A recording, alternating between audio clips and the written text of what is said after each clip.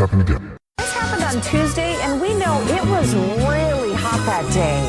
Hot car. Joining us live in the Alert Center. How long did you last in a hot car? Facts that the heat index that day was 105 degrees. Hot car. We don't yet know about a potential third suspect who was seen speeding away from federal agents at the scene. The whole thing had been a mystery to neighbors. Hot car. This is not an accident. This is pure I'm negligence. really happy. Yeah, I was going to say, I'm glad I can be like the first of your small problems podcast. Thanks, I really appreciate that. In fact, I'm recording it in a dual fashion now. Bye, love you. Oh, Love hold you on, too. my son's writing away. Okay, Yeah. I love you. Love you too. 4:45. Okay. All right. So Sorry. no, I would, you know what? If you didn't do that, I would be more concerned. Yes. I mean, you know, if you just said, "Hey, get the heck out of here, kid. Get lost, nerd. Get lost, nerd." Yeah, right. I never loved you anyway. Oh, that's Okay, terrible. 5 o'clock. I have to go. Okay, I love you. You're Okay. pushing it. 5 o'clock. Love you. All Sorry. right. Okay. My constant negotiator. You did the crime. Now you do the time. I know. I'm paying for it. You sound very troubled. Me? Sure, still. Don't say that, Marcus. That's It's not funny. Well, at least you're. Well, you know what? I guess what I wanted to point out is that you're clearly not a troubled parent, which is kind of the basis for all of this nonsense, kind of to begin with. Yeah, We it's taken a while to get to this point, but I'm finally a grown-up almost. Yeah. Well, Alexei and I have determined that, I mean, you brought it up, that Troubled Teen is a really terrible moniker because it's generally not even the case. It's the troubled parent. So maybe troubled parent centers could be an option. I mean, I've always said this, and I'd love to kidnap my parents and send them away. well, there's got to be some like legal loophole or something, or some kind of well, I know Reverse. that in the state of Oregon, that two adults, they can be totally disconnected from each other, other than they're two adults, and if there's a third adult, both of those people can say, "Hey, that person is a danger to themselves or others, so they need to go in for a 72-hour hold." Interesting. That can actually. Yeah. It doesn't happen because it'd be like Alexei, you and I saying, "Hey, that person over there should be put in under observation for 3 days." But there's no reason that we would actually do that.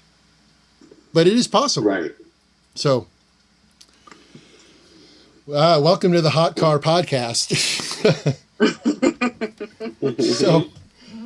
So what I wanted to do, because we're talking about Montana, and then I was looking back at some other episodes from several years ago that Alexei and I produced about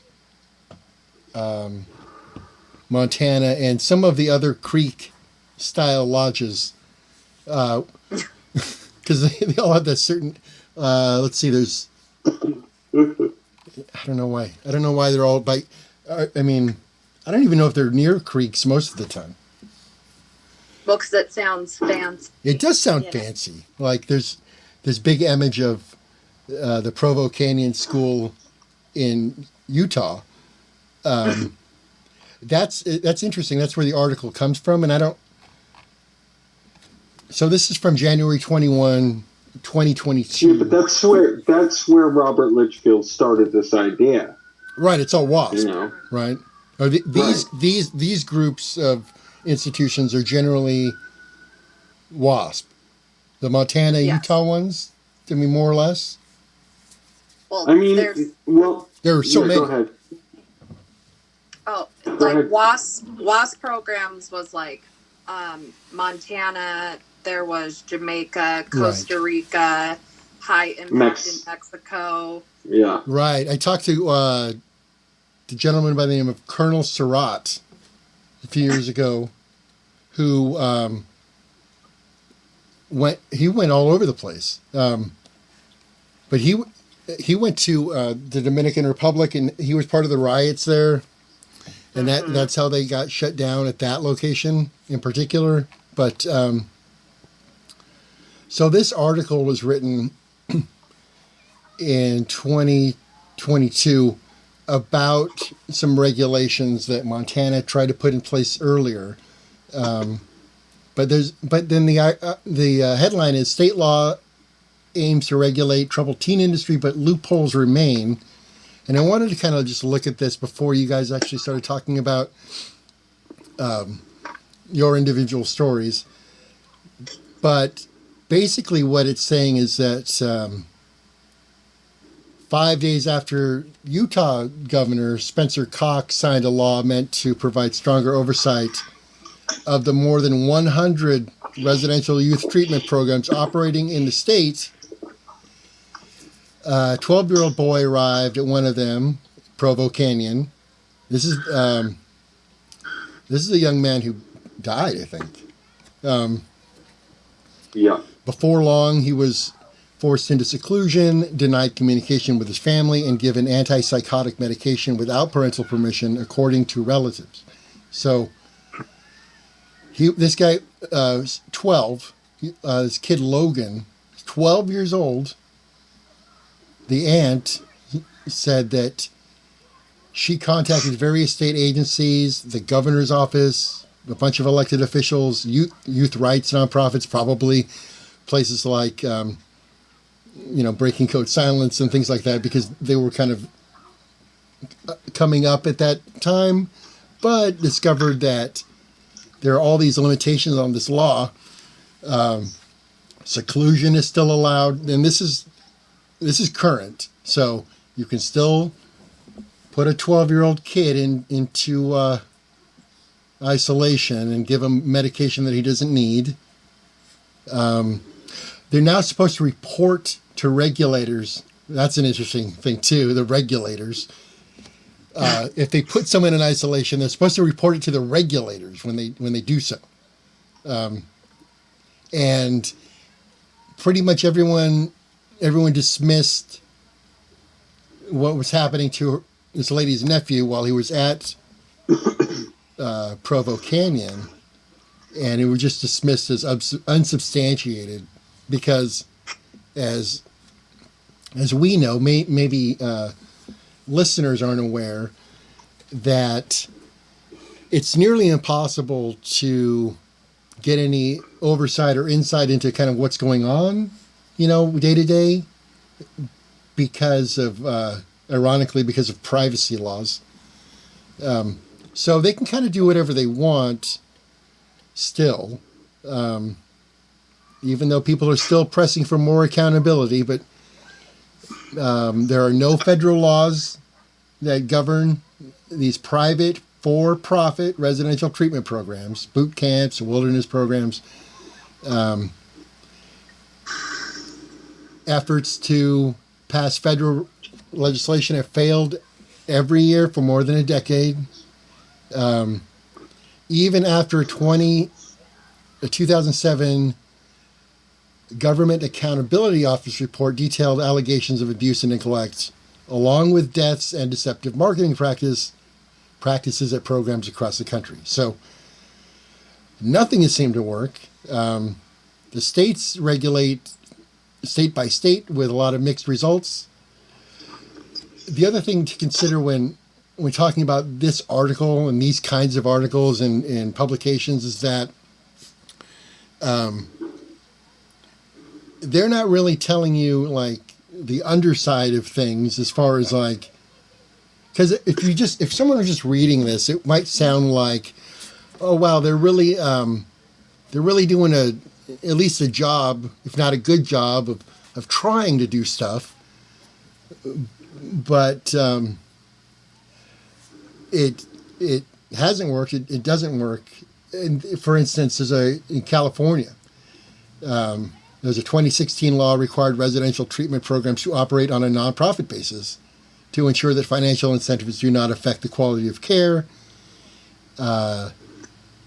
In Oregon, they've aimed to crack down on the so-called industry by including a 2021 law that regulates secure transport companies.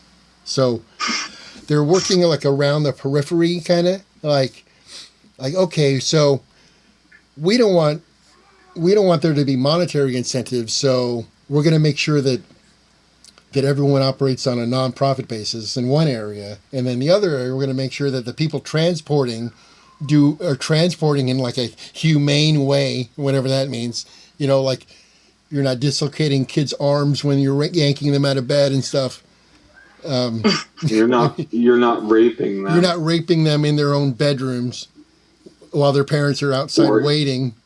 You know, or in the motel on the way there. Right. Yeah, so at least they've kind of eliminated or tried to like point fingers at those areas that are peripheral to the whole enterprise. You know, these are like vendors and other people that work for these institutions.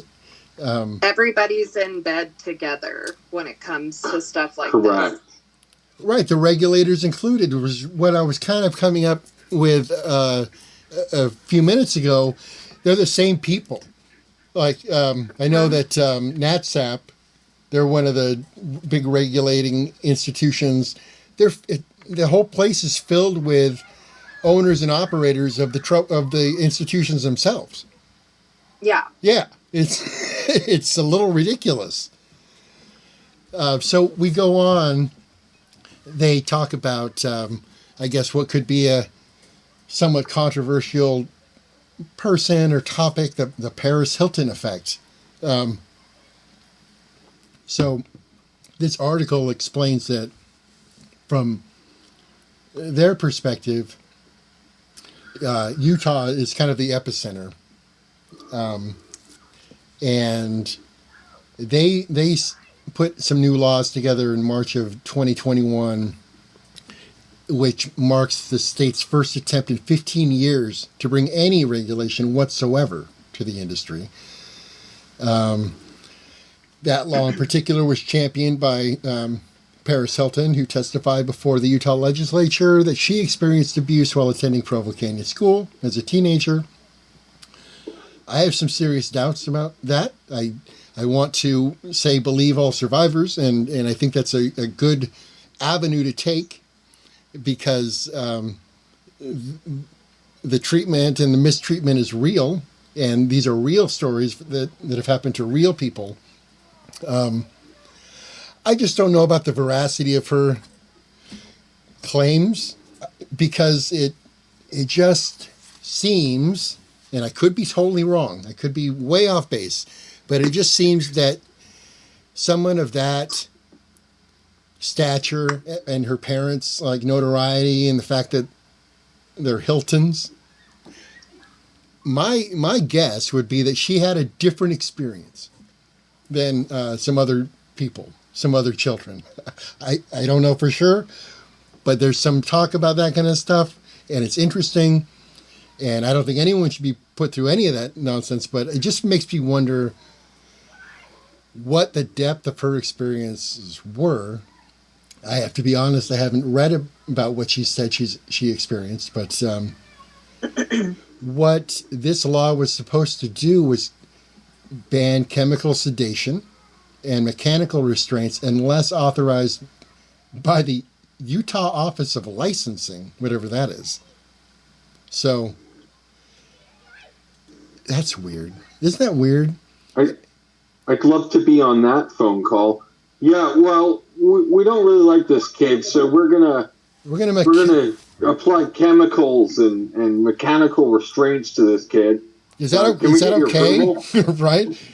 It also increases the number of inspections per year for each program and requires programs to report use of physical restraints and incidents of seclusion to the licensing office, although it does not ban or significantly restrict the practices. So they just want people to let them know what's going on. As long as you do that, it'd be kind of like equivalent to, I don't know, driving 100 miles an hour down the freeway, but having a sign on in your window that says, "Hey, I'm driving this fast on purpose, so don't bother me." Like, yeah, don't work full, man. No, it doesn't work at all. Critics are saying that tighter limits are needed on residential programs, use of seclusion, restraint, and medication, in addition to more regulation of the use of degrading disciplinary practices and aversive behavioral interventions such as food deprivation.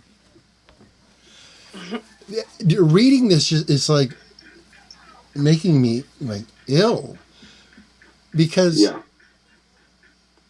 that's not the answer.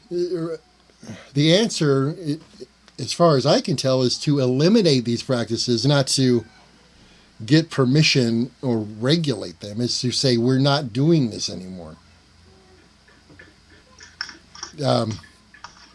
Yeah. So then we pivot to Congress. We're trying to come up with a new federal law that creates a commission under the Department of Justice to research and establish best practices for youth congregate care settings. And it would allow the federal agency to take action or require states to take action when there is abuse. It would also enable the department to consult with states on the closure of facilities that do not meet standards and establish a Bill of Rights, in quotes, always in quotes, you remember, not the Bill of Rights, but the, quote, Bill of Rights, unquote, for young people in congregate care facilities, and define terms, quote, treatment, whatever that means. They still haven't figured out what treatment means. And also what institutional abuse is defined as. So this is the federal approach. They're trying to figure out what treatment means. If you can believe that. They don't know what treatment means yet. That's so wild. And then this poor kid, then the article comes back to this kid, Logan. And, it says that he was placed in seclusion, and it's called, it's not called seclusion, by the way. It's called observation. No, right? Even better. It's called stabilization. We're going to get you stabilized, kid. So he was sent, this 12-year-old kid, I don't know what the fuck he did at 12 years old that made whoever it was send him here. 12? Like, what was this guy doing? Being bored? Because that's a favorite of mine. There's this fucking school in Georgia that advertises that they will help you make your kid not bored. So send them to us, and if they don't seem like they're kind of with it or interested in what what you're doing, send them over here. So,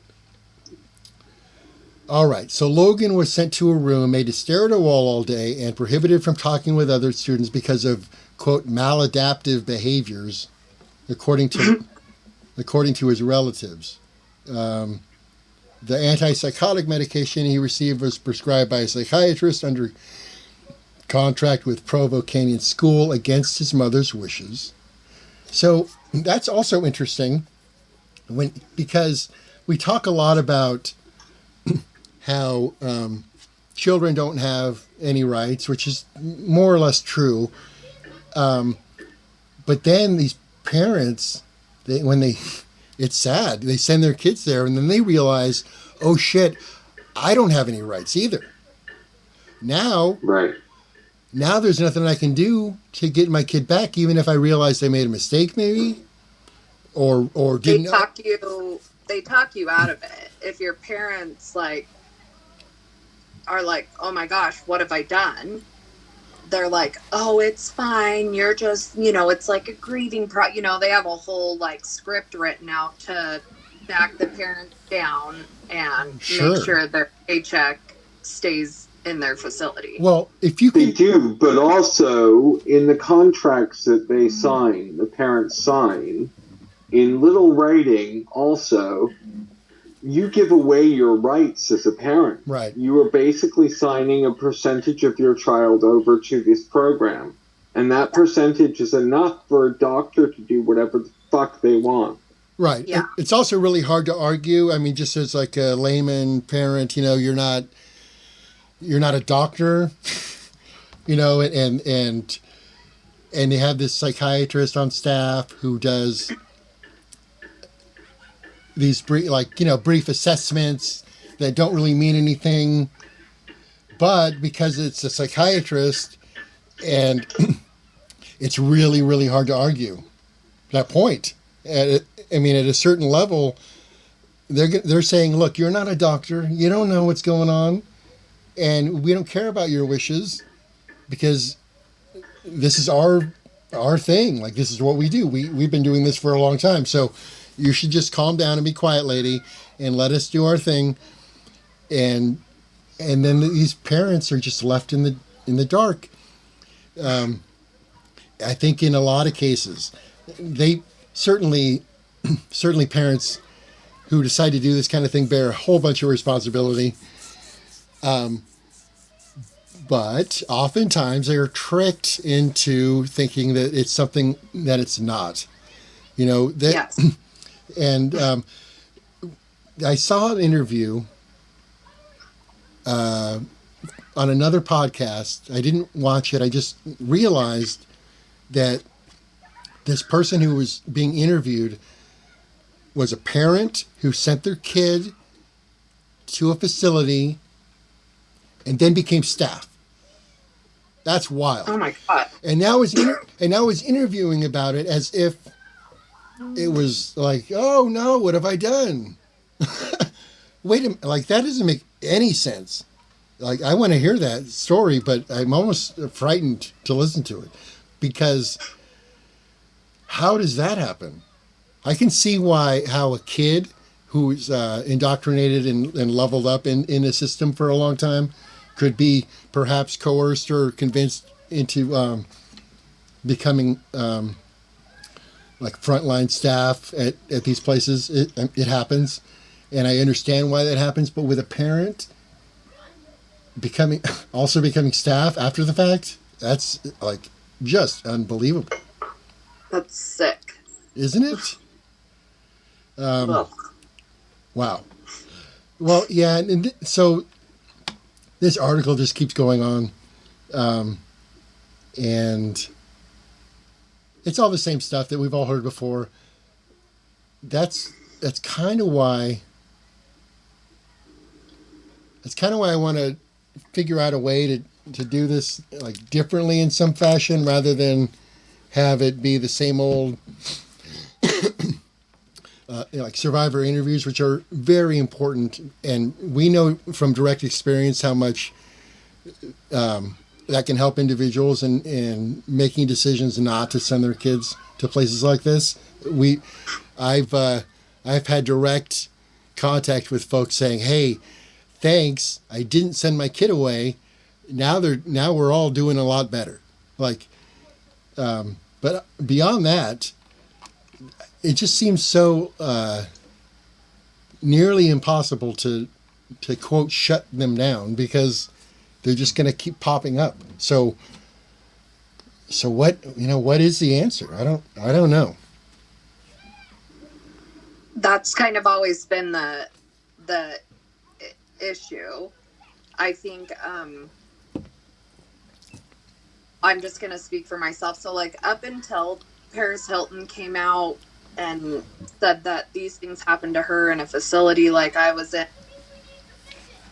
we were always just kind of, I was always looked at like, I felt almost like I wasn't lying, but I felt like people looked at me like I was lying because I was just like this asshole teenager that did all of these things, and my parents were at their wits' end. And so all the things that I said happened to me was just like this dramatic movie scene I was putting out, and so. Right, because people have a hard time conceiving that that's real. Like in a lot of it's so crazy. It's right. It's so crazy, and they're like, "No, you must have done something terrible to deserve any of that too." Like, because that's the other approach people take is like, "Oh, good," They're like, "Oh, you deserved it. You deserved it," and now look at you guys. You seem to be doing just fine. Yeah. That's called transcendence in a certain way. It's survivorship. It's go ahead. Oh, sorry. I was just gonna say, but like the issue is, if you shut these places down, then what do parents do?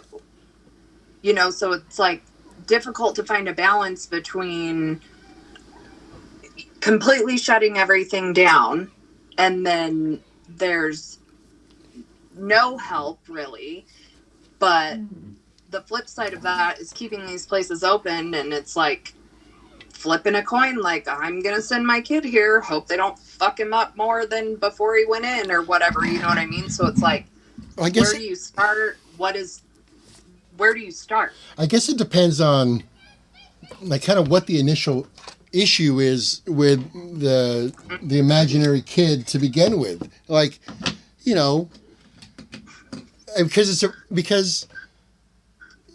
with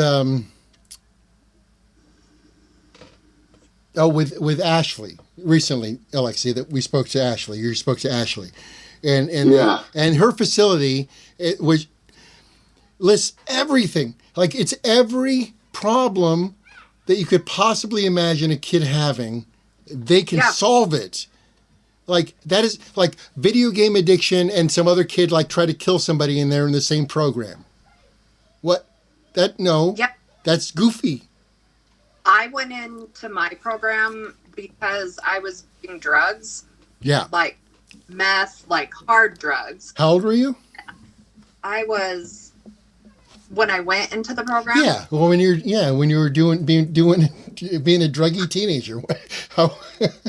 I was 17 when I had just turned 17 a couple months earlier when I went in, but I had been using drugs for 4-ish years prior to that. Did you find that, was it an issue that you were like just destroying yourself and people kind of realized it and said, "Oh no, we need to stop this"?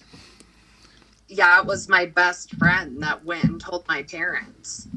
Oh, so that's interesting. So clearly you needed some kind of, maybe you think you didn't need some kind of intervention, but clearly other people thought you needed some kind of intervention to like save your life. Yeah, like I was a wild animal, but I was in there with girls that like were in there because they got bad grades, and I'm like, what? Your parents sent you for that? Right. And yeah. Right. I'm so like, wow, they're not alike. Wow. Right. Or like, it's like I was saying, like the kid who's bored or the kid who doesn't really want to participate with, with a lot of the family stuff, or, that's good enough. Yeah. And and these institutions will convince you that that's a good enough reason. But Jessica, can I ask you a question though? Yes. Was your home life stable prior to you getting into hard drugs? Had you had trauma happen prior to you getting into hard drugs? No. I grew, like, my parents are still married to this day. They've been married almost 50 years. Like, I grew up in a very stable, typical suburban family, Religious? Nope. No, not even real. Okay. No, wow. If you look at my childhood, it was great. Like, I had an older brother. We were far apart, so we weren't super close until I got into like my teenage years. But like my mom was a stay-at-home mom till I was in like middle school. My dad worked at a mine. You know, we were upper middle class. Like, I had never been assaulted in any type of way. Like, my parents didn't fight or drink or use drugs. I grew up in a very normal house. So in your estimation, were you in trouble? Like, when you were before you got ratted out, do you feel like you were endangering yourself? Oh, for sure. Yeah. So I didn't think it then, but I know it. Right. You're still in I guess recovery then, I guess. Or back. I've been in and out, but I'm back in now. I'm straddling that line myself. Yeah. But and I'm in rehab currently, so I totally get it. Yeah. Yeah, I was more fucked up when I came out than I was when I went in. So yeah, that's so weird. So this was clearly well, they paid. Your parents paid for this, right? Yeah. For the most part. I mean, I know that these programs are extremely expensive, or can be, and a lot of times they're not covered by insurance, if at all. Oh no. Not. So that's so weird. Then why? Because there are like residential drug treatment programs that don't harm kids. That's real. Those are real. They're real programs that exist. They're usually like they're not residential, but it just, and that would have been, I don't know. I mean, or just even like ship you off to NA meetings or something. Yeah. I mean, that's wild. That's the choice. Like I still can't get my head around how that could be the viable choice to send your kid off. I mean, this is to another state. I mean, were you already in Montana, or was this? No, I grew up in like a little town in Wyoming, in Southwest. Okay. And I'm gonna make myself feel real old right now. But I got sent to the program like we had just gotten like dial-up internet in our house. Like, was not the go-to. There wasn't like, you couldn't type in where I went and have like all sorts of information pop up. Right. Right. Yeah. I mean, even now you can't really. I mean, especially since they're so consolidated, and go ahead. But my parents, now as an adult, I see things very differently than I did then. But like, my parents were terrified. My parents were desperate. I'm not really sure how they found Spring Creek, but what was given to them from Spring Creek was like these beautiful pictures of like these cabins in the woods, and like we're gonna hike and fish and do all these activities. Your kid's gonna be well taken care of. It. My parents were spending $5,000 a month. Yeah. And I can see where their thought process was. Like, we're sending her to this beautiful place. Right. It's expensive, so they have to be taking good care of them. And then my mom recently told me that she talked to another parent from the program before she sent me there. She said it changed her daughter. I was like, Mom, you're talking to Janet, who is the sales rep office. Yes. You're not talking to a parent. Oh, no. And it clicked with my mom, and she was like, oh my God. Did they have a lot of remorse about this now, or how are they feeling these days? So did they think they did the right thing? No. Good. For the longest time, they would not talk about it with me. Embarrassing. I think saw who came back from Spring Creek, and it was not the little ray of sunshine they were promised. Right. I bet. Now had to get the, like, I was like a shell of even more of a shell than the one they sent in there. So how long were you there? I was there 9 months. 9 months. That's a long time. Well, I turned 18, thank God, and I wasn't staying. So that's interesting. So some of these places will keep people beyond 18. Yeah. Does the relationship change at that point? I mean, as I got closer, legally, does your you know what I mean? Oh yeah, like legally, I could have been like, "Fuck you guys." Yeah. I'm going and walk down that street, and they couldn't have done anything. Right, but you're still a kid. You don't know what the hell's going on. I mean, ultimately, even if you're 18, 19 years old, isolated for so long with a bunch of miscreants, and having to listen to these nutty seminars about how you're all going to die. If my parents wouldn't have chosen to make an exit plan with me, like, I would have taken the garbage shit I had from that place and I would have walked down that dirt road, and I wouldn't have cared if I slept under a rock. Like, I was getting out of there. Yeah, understood. Yeah, wow. Alexei, you've been quiet. Yeah, I'm just listening, and I think so much about WASP too. I mean, the first thing I was thinking was earlier on in the conversation. I was thinking, when it came to paying for these programs, I mean, WASP in particular set up a method of making sure that the parents paid privately, and taking, mortgages and double mortgages and bankruptcies and whatever they could fucking take. They were animals in terms of money.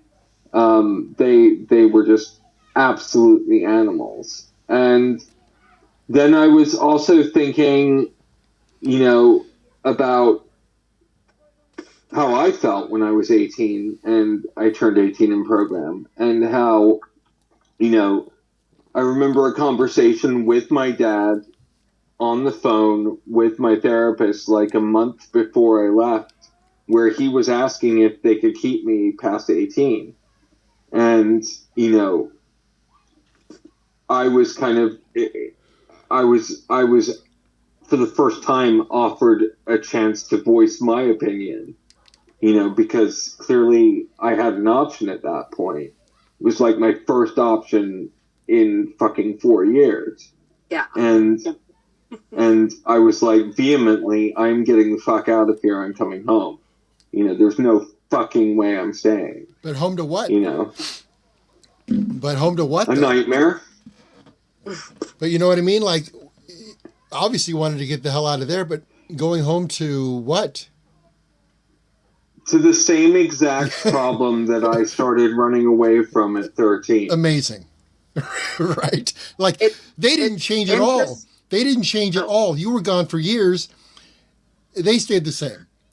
You changed. What were you going to say, Jessica? Oh, man. I was just going to say, like, it's interesting throughout the program, you're told, like, shut the fuck up and listen, do as I say, whatever. And then as you inch closer to, like, the paycheck leaving, and then all of the sudden it's like, oh my gosh, what do you want? What do you think? Yeah. Like, Wow. what the fuck are you talking? I want out of here.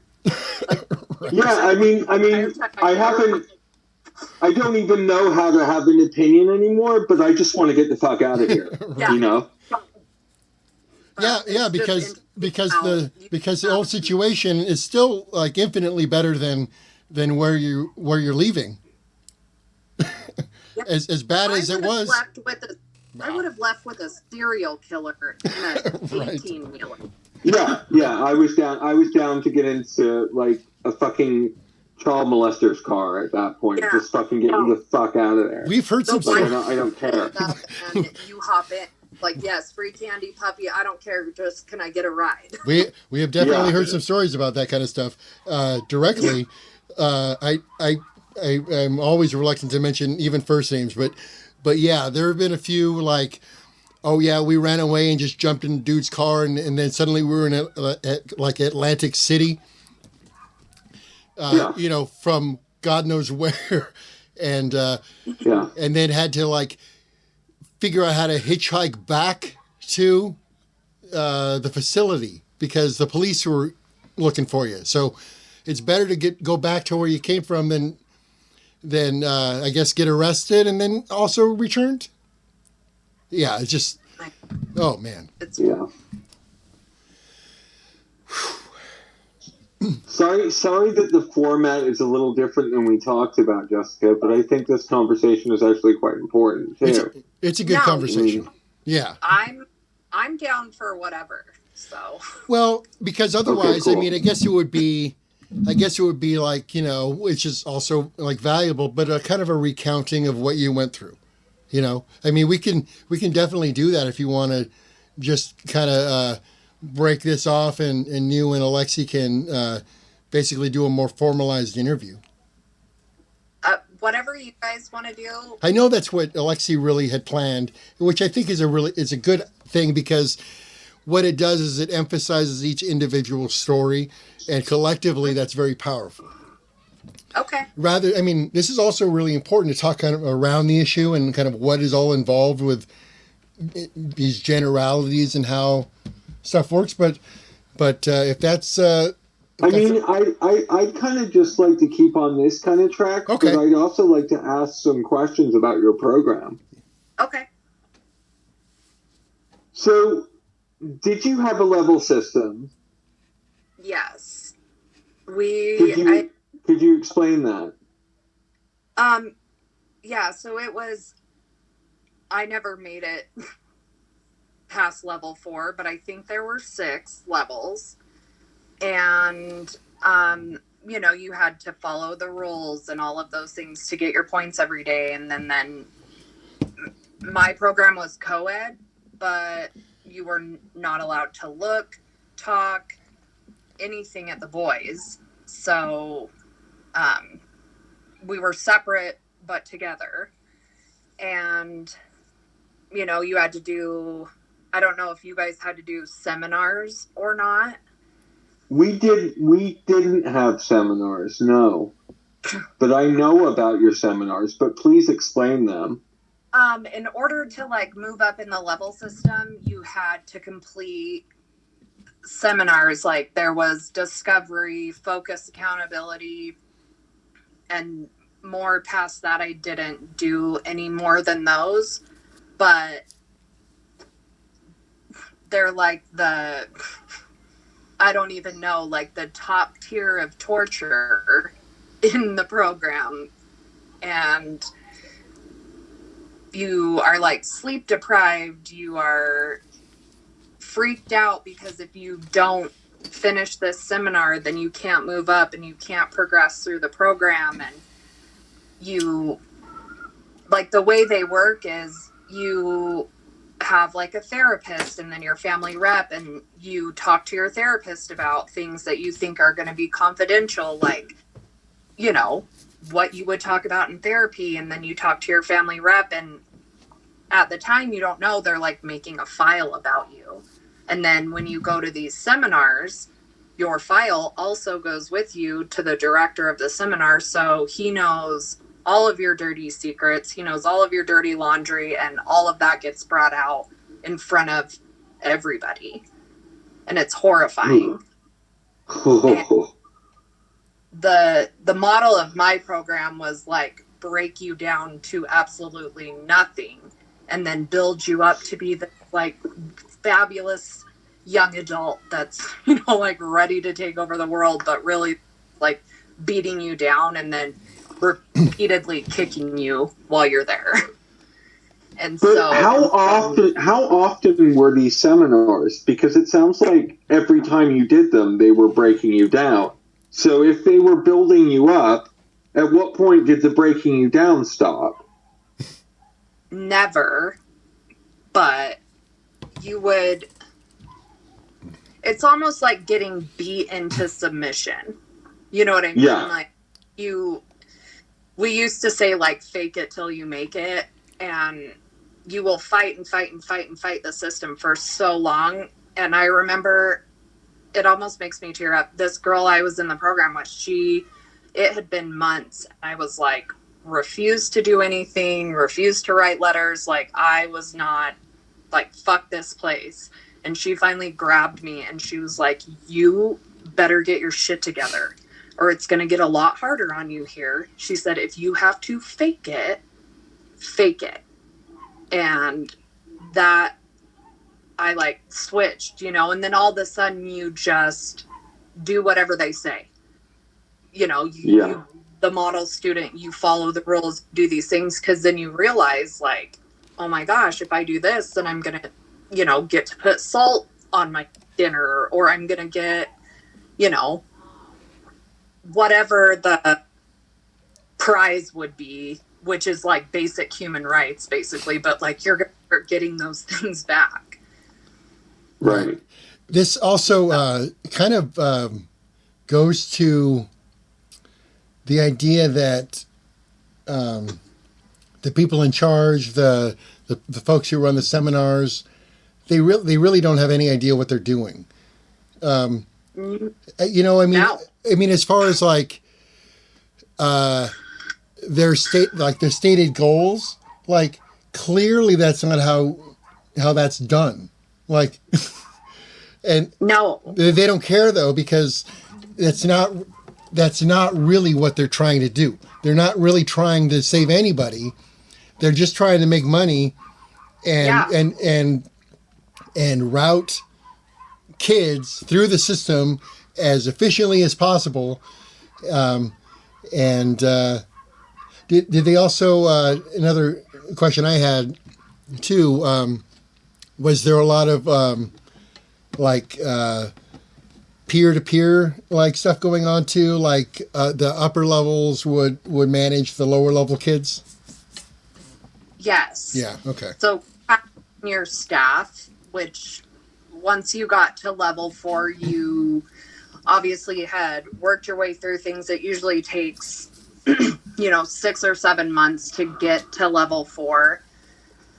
If you're not close to turning 18, because once you get closer to turning 18, then they just kind of start handing you things because they want you to stay there longer. But like if you actually had to work your way up to level 4, it took some time, and then you were basically like free staff. Right. It takes the pressure off staff. They don't have to do as much because the older kids or the more leveled up kids know exactly what's supposed to be done. So they can, and that's real scary. Like, but also like going back to the seminar people, the people running the seminar, they're not just trying to make money. They're not just kind of funneling kids through. There is a level of psychotic motherfuckerness to these people. Right. Clearly. They believe saying what they're doing. The people that run the seminar. I guess they do, huh? They do believe it, but it's still like impossible for me to believe that they believe it in some ways.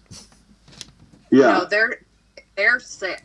Like some of the sickest people ever. Like I was in a seminar and they made a girl reenact being raped and then explain to the entire group, which is boys and girls mixed together. The only time we were mixed together was at seminars.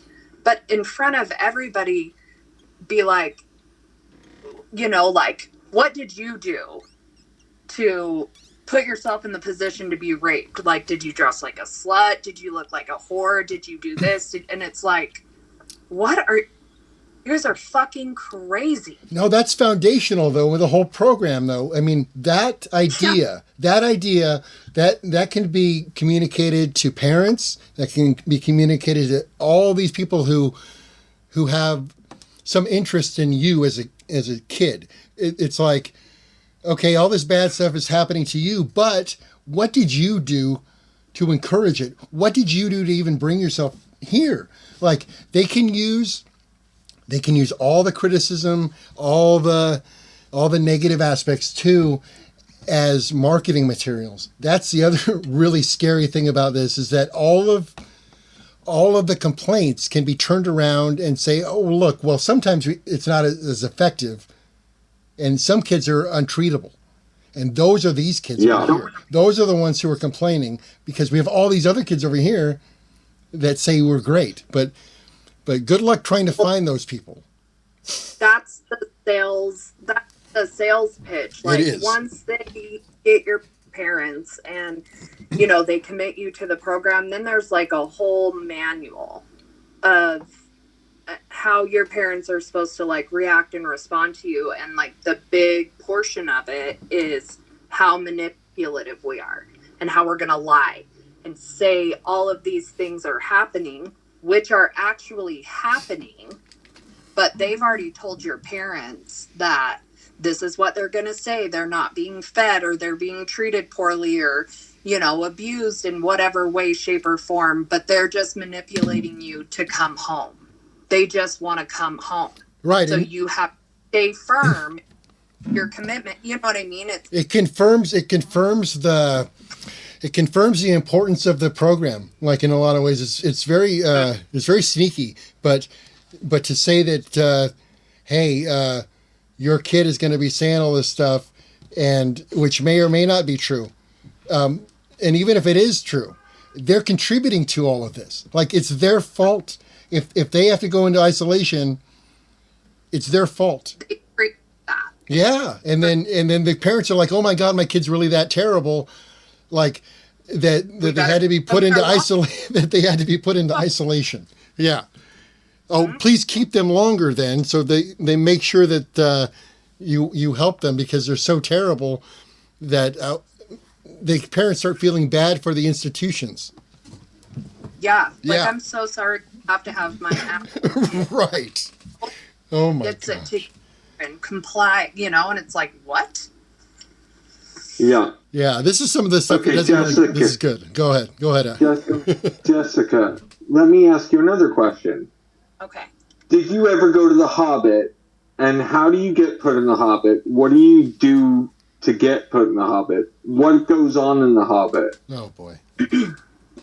Okay, so full disclosure here, like, I have parts of my program that are literally like I've blacked out.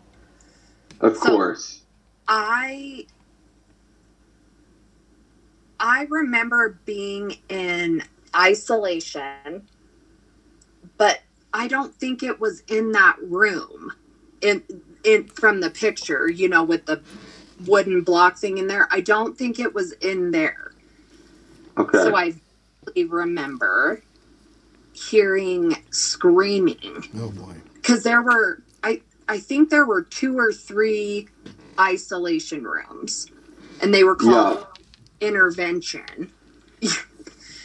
And I mean, anything could get you put in there, like fighting. If you told somebody to fuck off, they would put you into intervention. And I mean, it was basically up to staff's discretion on what got you in there. Right. You could be like self-harm.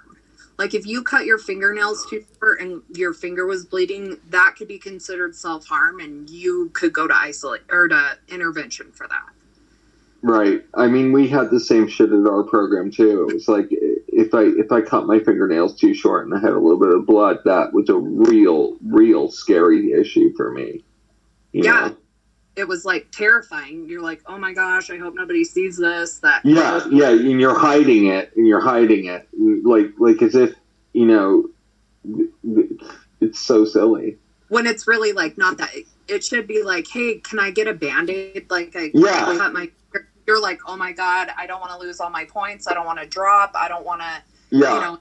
And so it just creates like a fear inside of yourself to like say anything or do anything outside of being quiet and perfect and whatever they want to be. And not seen. The last thing you want in a program is to be seen. You know? Yeah. I You want to feel invisible. Yeah. Yep. Yeah. And so we had another place too that was like a punishment type thing, and it was called worksheets. And it's like a room, it's like a room, a little cabin thing, and it has like cubicles in it. You have like a wooden desk and then a wall, and then a wooden desk, a wall. And if you got in trouble for anything, because we had two different things. Like if you got in trouble, you could self-correct and still be in trouble, but it wasn't like as bad, or you could staff it, which was basically like saying fuck you, and then it would go to staff, and then like the punishment would be worse. And so, depending on what you did, and if you self-corrected or you staffed it, you would get sent to worksheets where you would have to write word for word all day long the entire rule book. And once you finished, you just started over again. And it was a constant power struggle of do what I say or we're going to isolate you. And if this doesn't work, then you're going to intervention. And if this doesn't work, you are going to go to high impact, which was always like the scariest thing, is getting sent to Mexico, because that was like the prison of the programs. Did you see a lot of girls go to high impact? I don't ever remember anybody going to high impact. So it was just used as a fear. Yeah, like a threat. Right. So is that like Sunset Bay? Is that where you would be sent to? Somewhere like that? Well, high impact, it was... Is that a program name?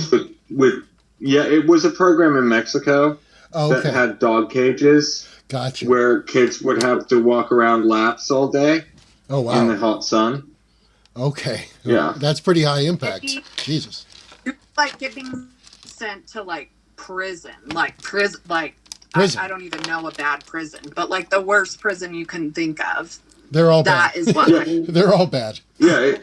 It's like being sent, but it's like being sent to a Mexican prison, basically. And nobody wants to be sent to. Yeah. Phew. Yeah. Wow. Locked up abroad type shit as a child. Jesus. Yeah. Yeah, I mean, Was really took it to another level. They were crazy motherfuckers, and they were making so much money. Huh. Yeah, I think like when I was there, the highest attendance rate at Spring Creek was right around the time I was there, and that was 500 kids. And I know my parents paid up, $5,000 plus a month for me to be there. So that's like, 5,000 times 500.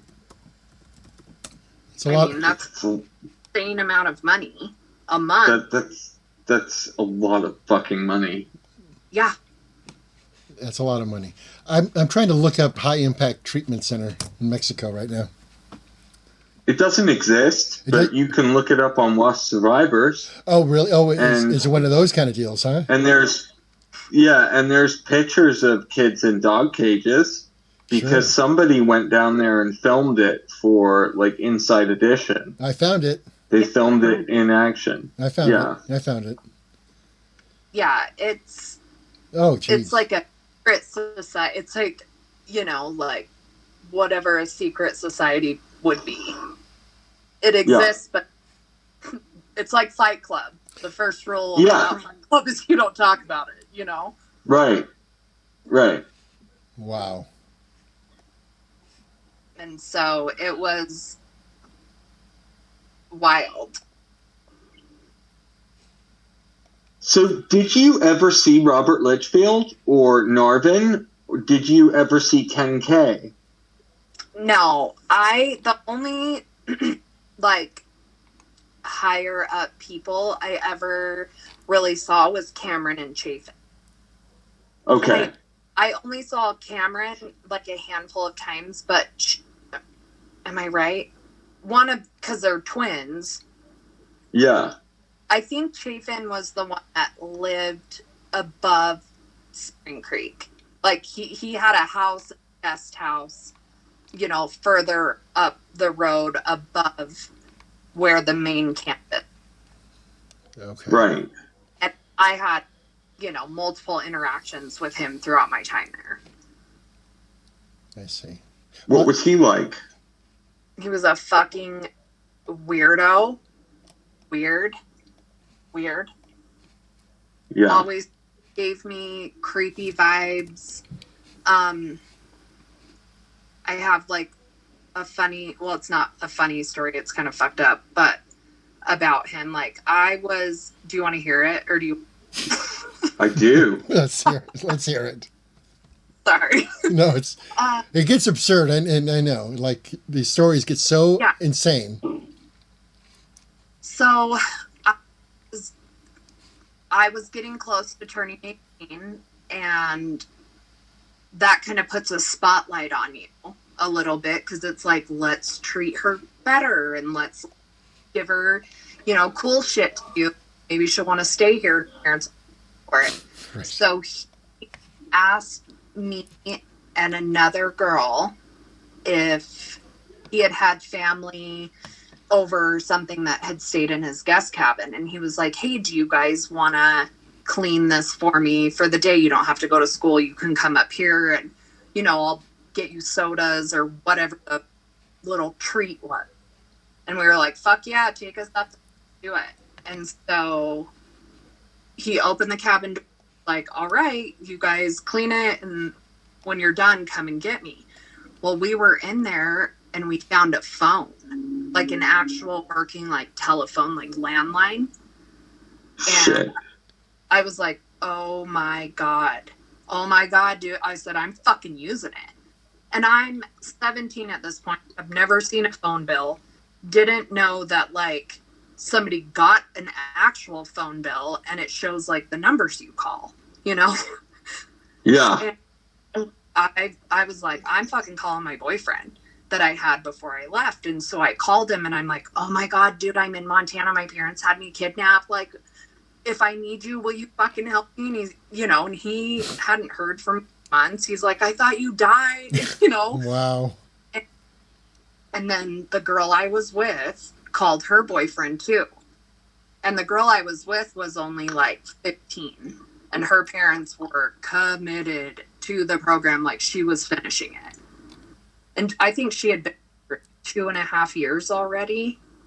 And so whatever, we did that. We called, told our boyfriends where we were at, and then finished cleaning and left. Well, like a month later, the phone bill comes. Of course.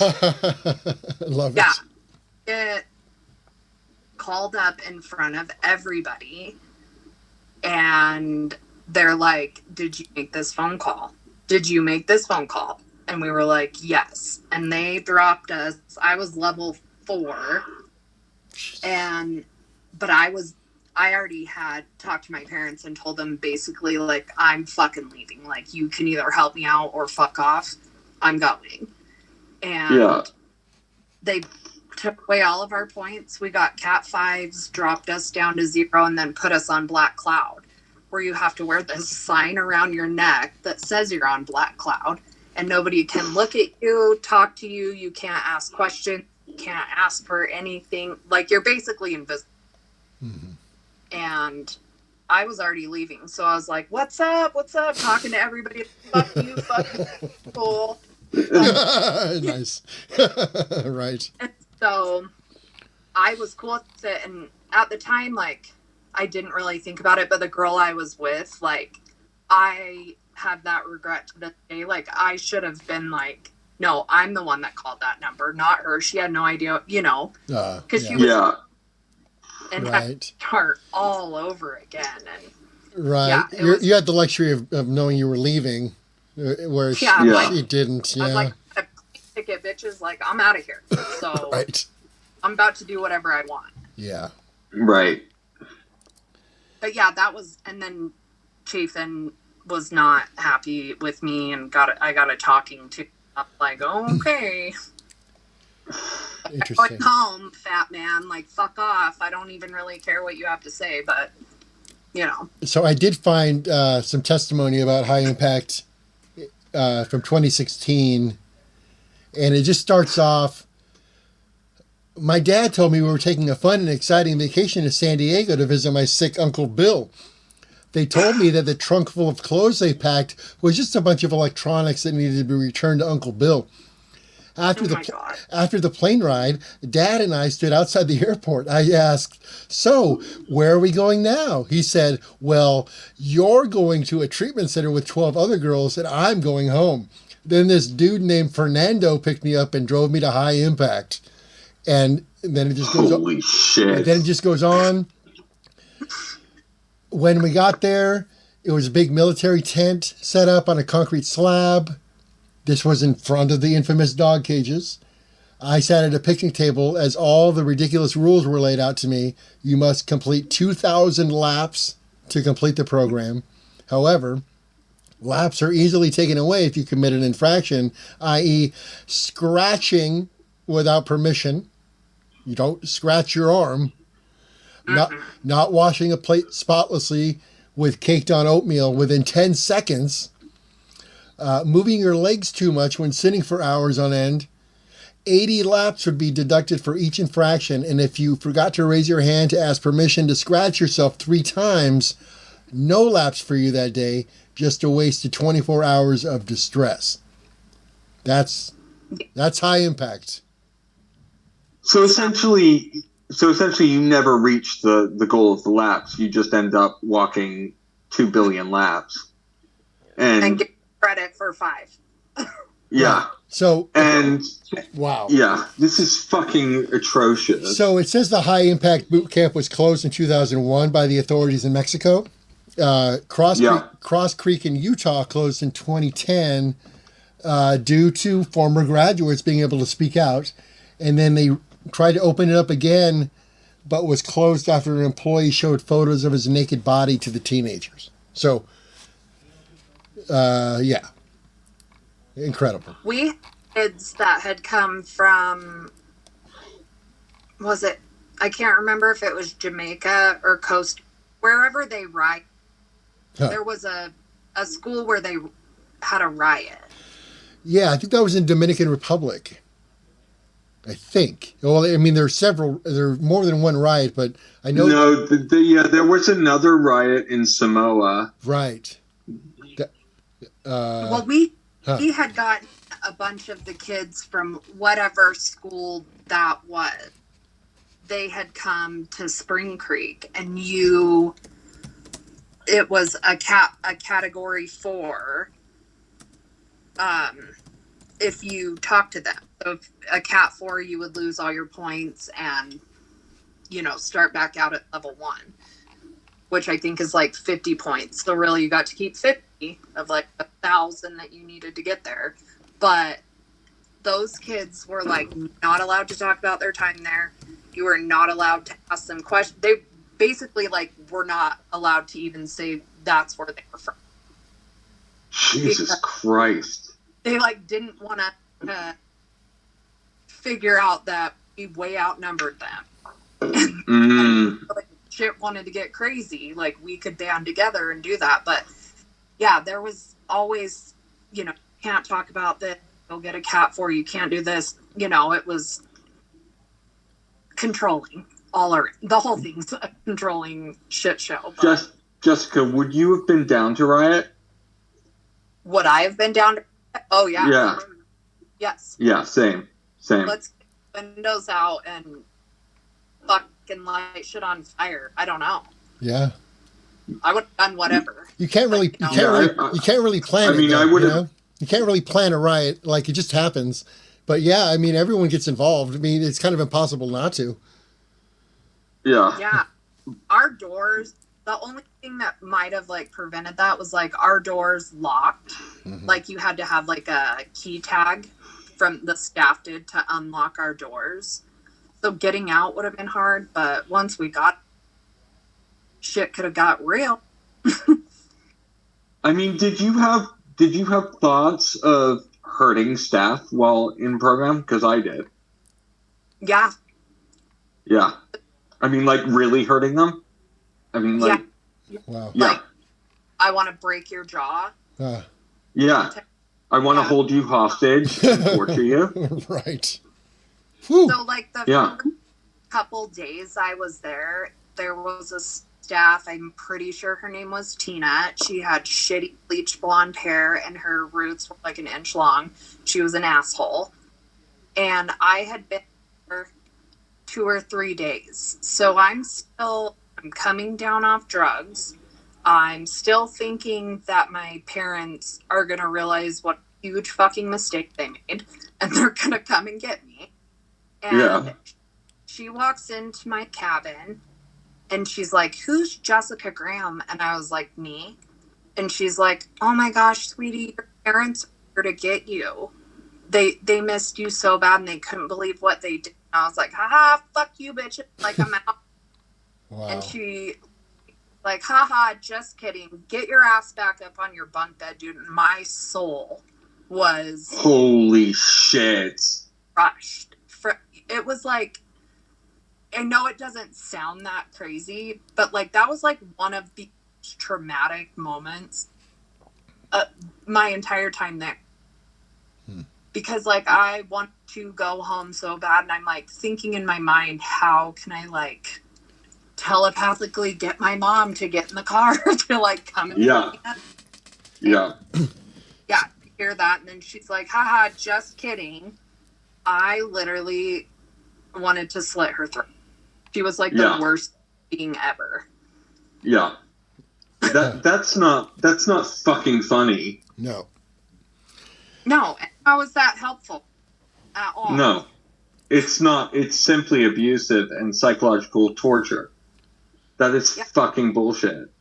She thought it was hilarious. So, like, the rest of my time, I'm always like, "Oh, you bitch." I just hated her. Still do. I don't even know her. She's probably dead because she smoked like 3 packs of cigarettes a day. But she was awful. Did she smoke there in front of you guys? They would, like, smoke outside of the cabins. Okay. You see it, you could smell it, but that's torturous too for addicts to like, because I would have killed for a cigarette while I was in there. Me too. Fucking murdered people for cigarettes. Yeah. So I guess maybe we should kind of like bring this to a close, but with maybe some talk about transition to back to life after treatment and how kind of maybe how it affected relationships in general. Like it must have been really difficult to remake friends and things like that, or rebuild relationships that because like you said, you just disappeared. People had no idea where you were for almost a year. Yeah. How did that work? Coming back. So real quick, just this is short, about the money. My parents, I'm thinking, had paid for the entire, committed to a year, paid for the entire year up front to like get a discount. And Right. I turned 18 in April, and my parents made me wait 90 days almost. Well, we started talking about it in the beginning of April, and I think I came home the end of June. Because in my program, you had to give 90 days notice before you pulled your child early in order to not lose the rest of your money and the discount that you had paid. Oh, wow. That's terrible. That's terrible. God. So I had to wait 2 more months after I turned 18. But then when I came home, I was like, I was socially awkward. I was so uncomfortable, and all I wanted to do was like get the fuck away from my mom and dad. You probably missed some of the people back at the lodge too, I would imagine.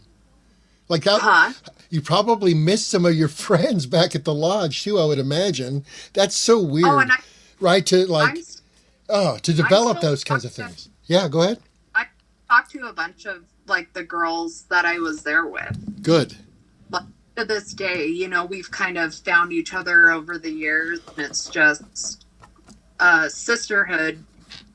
Right. But I meant initially. It must have been very difficult. Oh, yeah.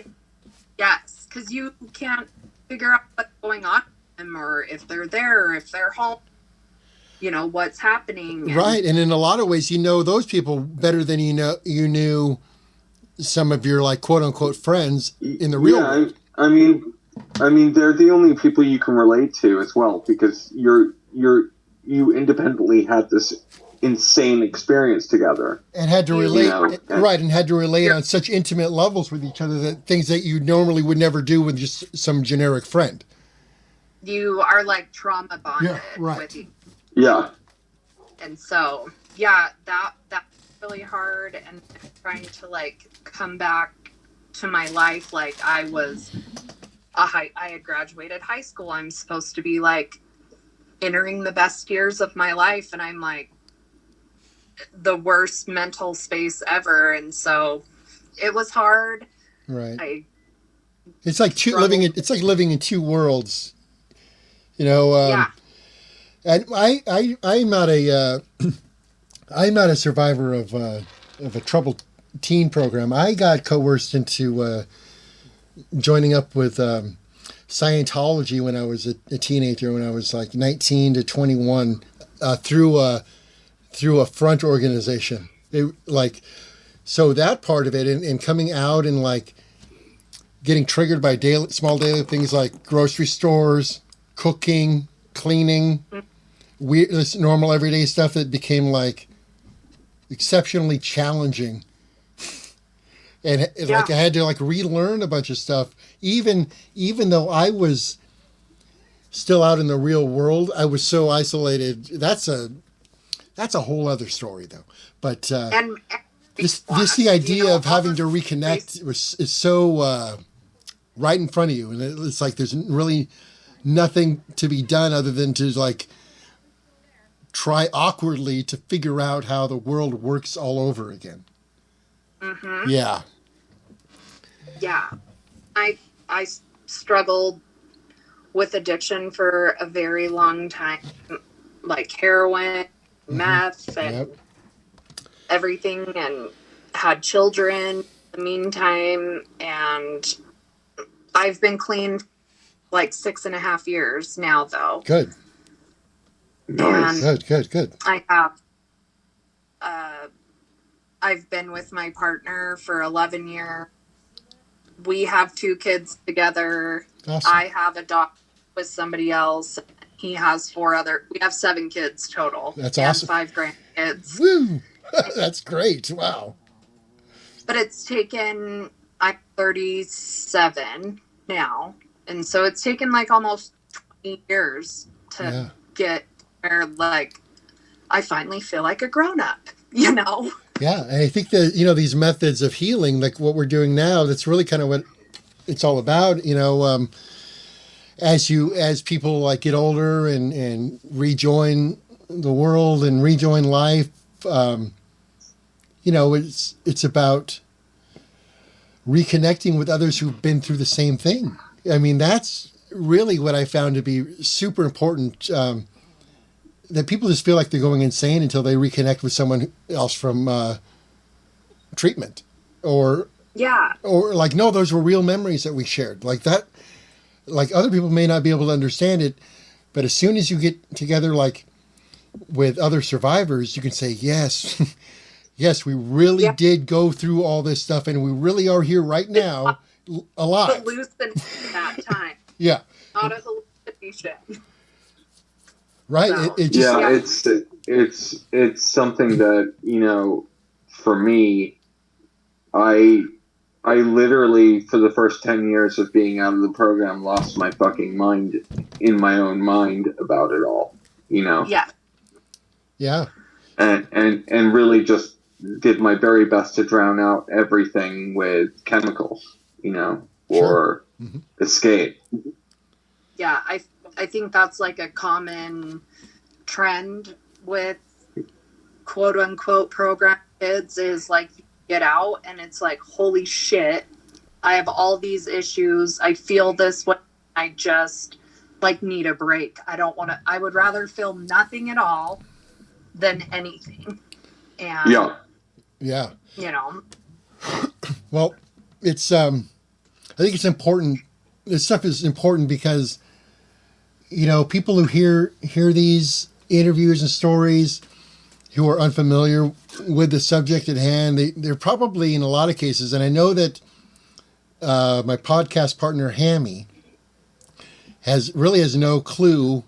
Well, he does now because he sat in on that interview, but he was surprised that treatment centers like this exist and they operate without, you know, pretty unfettered, because, you know, people who never experience this, even from an outside perspective, a lot of times they're surprised to see these places portrayed like we're doing, because they advertise themselves as such ideal facilities with all these pure intentions and proper techniques, and it just isn't true. You can go through, like, almost invariably, like, you'll have like the top executives or people in charge, like you'll have the doctor and you'll have, like, you know, a psychiatrist who are on some like board associated with the school, and then you have the frontline individuals like the managers, and as soon as you start looking at those people, it's like, oh, you are so unqualified to do what you say you're doing. Like, it's unreal. Like how, like, just literally off the streets, they'll take some guy and call him a drug and alcohol tech, and just like say, okay, here's what you need to do, and make sure these kids all follow the rules. And they're like, aye, Captain, and like they don't know any better. My school was one of the largest employers in Sanders County in Montana. Wow. For the entire, everybody worked there and everybody lived around the school. So if you even tried to run away from the junior staff, you'd run into a staff member. Right. Like they pick up any stray cat on the street, give them a badge, give them a title, and then, you know. Oh, yeah. And the indoctrination process is happening with the staff as well, on a different track, relating to, now this may seem harsh, this may seem like something that you might be squeamish about doing, but our results have shown that this is a proven effective method of teaching kids how to do, you know, and they're like, okay, they don't know any better. No, and it's a paycheck in a place that there are like negative jobs in, you know? Yeah. It's a career, you know? It can be. Yeah. So, you know, Alexei and I have been, you know, embarking on this particular project for 5 years now. I think we have like 50 or so interviews. And I think from my perspective, I think this has been incredibly therapeutic as far as like getting people's stories out and helping facilitate bringing people together, like what just happened at the Survivor Prom. I was going to DJ that, and I couldn't do it. I couldn't get the time away to do it. But I think this is really important, because if we look at this as a collective trauma that requires people to go out and find each other and strength that they didn't know they had. And, you know, I know there's a lot of people that feel totally helpless out there still, that are afraid or nervous about speaking up. But I just want to let people know, whether, you know, parents or you're a child yourself, that you know, it's going to be okay. Just connect with those that understand you. And that, you know, that's the thing that we can do about this issue, I guess, right now, is that if we can successfully convey the truth of what countless of others had to go through and endure, and just be that one extra little voice on top of everything else that will and does, you know, make a difference. It's important. As difficult as this can be, it's really important. The most wonderful thing is, like, I can talk to you, Jessica. We went to totally different programs, but I totally understand you. I know exactly, the path you went down. I know exactly what happened, when you left. I don't even have to ask you. I understand you, And and I'm super grateful for you, Alexei, for introducing me to kind of what you went through. And I still think we haven't done your interview yet, to be honest. We haven't. No, but to open up this whole world like that I didn't know existed, I mean, has been it's been a journey, that's for sure. Well, welcome to the underground, buddy, like the secret society. Right. Yes. Right. See, I have trouble connecting with my people. Like, I'm still looking for my folks, because all the ex-Scientology people are all very prominent and important. Those are the only people that get, like, recognized as far as that cult is concerned, and that, like, I mean, if Leah Ramini wants to interview me, I'm up for it, but it seems relatively unlikely. We'll see. Well, did you know her, Marcus? No, I did not know her at all. But I did meet Tom Cruise, and he's a weird guy. Is he short? Is he short? He's super short, and he has an enormous nose. It's super big. Like, it's way out of proportion. Like, in person, he's a strange looking guy. Body, big nose. Big nose. Big ego, big nose. Yep. Yeah. Well, hey, you guys, I really appreciate this. Like, I was super nervous, and I don't know. I feel better. Good. That's kind of the whole idea. Same. I do too. Thank you so much for talking to us, Jessica. You're really brave. Oh, thank you. Well, I appreciate you guys doing this, and I want to hear your story, sir, one day.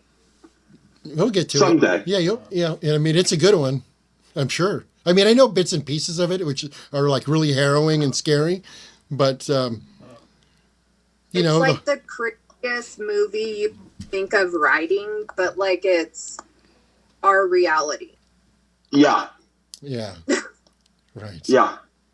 You wouldn't write this. It's so crazy, No, but we need to write something. And the thing, oh man, what Alexei and I were talking about for years is there was the cigarette movie. I think it was called The Insider with Russell Crowe. Is that it? The cigarette scientist guy? But also we were talking about Dick Cheney, that Dick Cheney movie too. And we wanted to make it about Robert Litchfield. And we wanted to make it so that kind of, how it all started. Yeah, and how he made decisions along the way. Like, okay, we're going to put dog cages in Mexico. While he's sitting in an office filled with money somewhere, Like Scrooge McDuck diving into his safe full of money. Yes. Yeah. Yeah, that also reminds me of how his, I don't know if it's his son or if it's Narvin's kid or Nathaniel. Yeah. He just disappeared. We were supposed to have a conversation about kind of his family and what he saw, what he's seen, and all that stuff, because he was never really associated with any of this stuff. He just was a kind of an innocent family kid growing up and witnessing all this stuff from behind the scenes. But he just disappeared. It's scary. I bet he acted right at home. Yeah, I don't know. Followed all the rules, did not deviate from the plan. He was probably like, "Oh my god, I don't want to go there." I think there's another possibility, and it's that the Litchfields would never send their own to where they send other people. They would never do it. They'd probably send a legit place. Probably. Right. But are there legit places? I haven't found a legit place yet. I haven't come across one. Not a legit teen treatment center. I don't. No. So I just think that they probably would never send one of their own. I don't think so. No. I don't think so. That would be bad PR. But also, I get the feeling that he wasn't really a father. He was just more of a businessman. Yeah. You know? Yeah. He was busy exploiting everybody else's family. Yeah. And probably give a shit about his own. Well, I'm exactly. gonna still try to find Nathaniel and see if we can, because that would be incredible to like hear from that side of things. That would be awesome. Listen, you guys, I have to go because Yes, I have dinner. But it was great talking with you guys. You too. No, me too. I have to. My kids just came out and stared at me for like 2 minutes. So. Okay, now an hour and a half is long enough. All right, guys. Thank you. Hey, All right. Thank you guys so much. I appreciate you. All right. Talk to you Thank later. you so much, Jessica. Bye. Happened on Tuesday, and we know it was really hot that day. Hot car. Joining us live in the Alert Center. How long did you last in a hot car? Facts at the heat index that day was 105 degrees. Hot car. We don't yet know about a potential third suspect who was seen speeding away from federal agents at the scene. The whole thing had been a mystery to neighbors. Hot car. This is not an accident. This is pure negligence.